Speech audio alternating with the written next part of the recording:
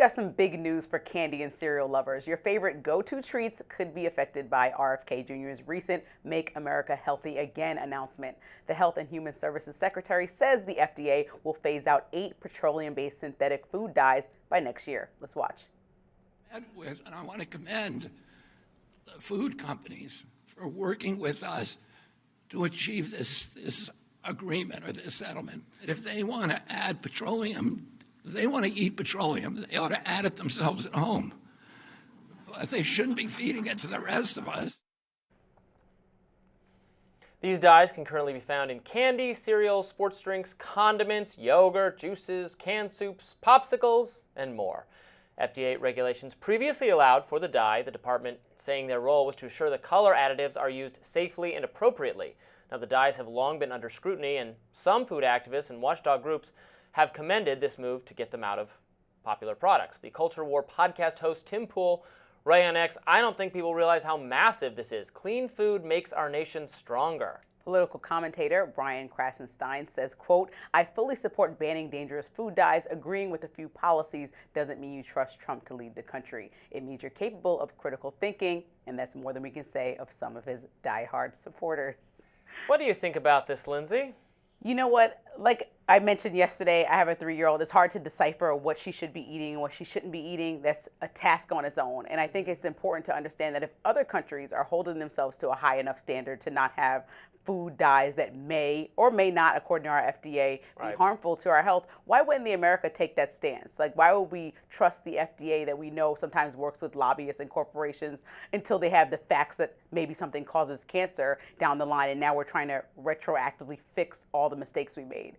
These are things that you're eating every day: yogurt, cereal. I mean, how many of us didn't grow up on that? And I just think it's important to make sure that we're protecting Americans so we can continue to have longevity. As much as we want to have more babies and all these other conversations that the Trump administration is having, we need to also protect these babies. So I'm going to have an unpopular take. This is going to be one of those where people watching, I know for sure, are going to agree with you more than they agree with me, but that's fine. I say what I think. I think if companies, voluntarily are removing these products based on awareness or activism, or RFK Jr. talking about these issues, and they're going to get them out of their products, that's great. I'm a little concerned about it in terms of a government overreach thing, for the government to say you can't put these products in your food. They are harmful argument. I'm open to the argument that they're harmful. There's maybe some evidence that suggests that, but we hear a lot of studies say a lot of things about what causes cancer, right? It's this so much, this is healthy for you, this is not healthy for you, then it changes. Like when I was growing up, the food pyramid, you remember the food pyramid? Yes. We were told to stuff our fat faces with as much bread and cereal as you could possibly find. Now we're all in more of a low carb mode where, if anything, you should do the opposite of that. I worry about trendy government science health advice becoming out of date, and so really the standard should just be, unlike a medicine, where when the FDA is approving a medicine, they're saying, yeah, you ought to take this for if you have whatever the illness is. With a food product, they're not saying you ought to take this or you have to take this. They're saying, we don't know that this is going to kill you, so you can take it. And then it's up to you to decide, right? It's a different threshold. It's on the consumer to decide. For medicine, it's really, no, this is going to be recommended to you by experts. So we're going to be extra convinced it's not harmful to you. The threshold for food products it makes sense to be lower. I don't know that I've been so convinced by the arguments that these things are harmful that they ought to be told they can't put them in their product. And I would look for an alternative means of encouraging healthier eating. For instance, this might not be the case with the dyes, but artificial sweeteners, corn syrup, that kind of stuff. Well, our government subsidizes corn production.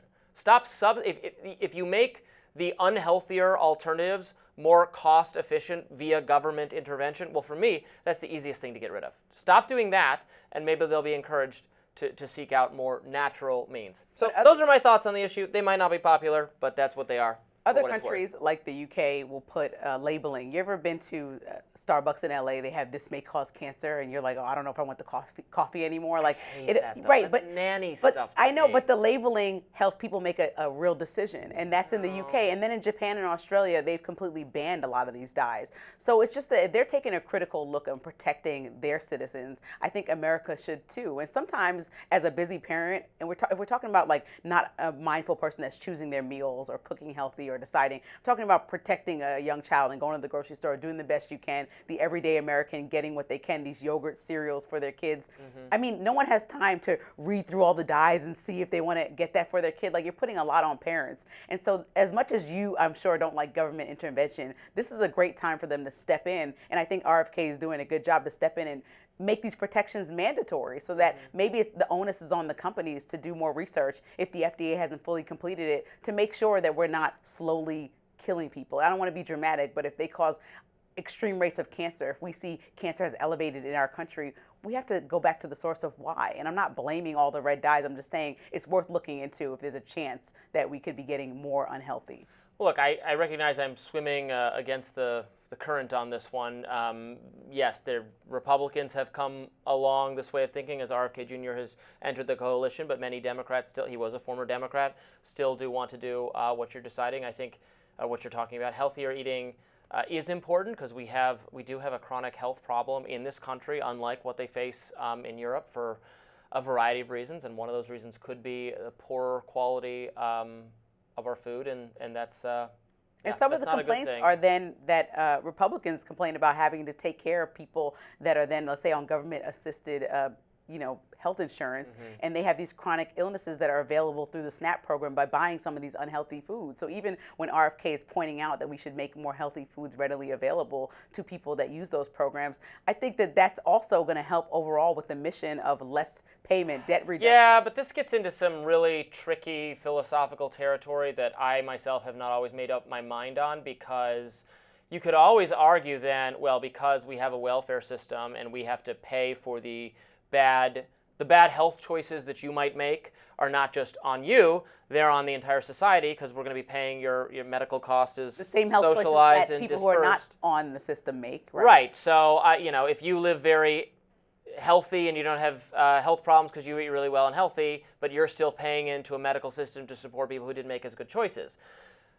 But then so then we're going to start restricting people's choices because it's a government, because it's a publicly provided health system. Well, then, I mean, if we, we have already done this with smoking, right? We've not outright banned cigarettes, but we have made them, we tax the people who use them aggressively. And it deters you. It deters and it people does from deter you, but I don't like that because I'm a less libertarian. people have cancer due to smoking. I think that that's a good thing. I mean, we should all be on the same page with make America healthy again. That's a good thing to stand I behind. don't like the make.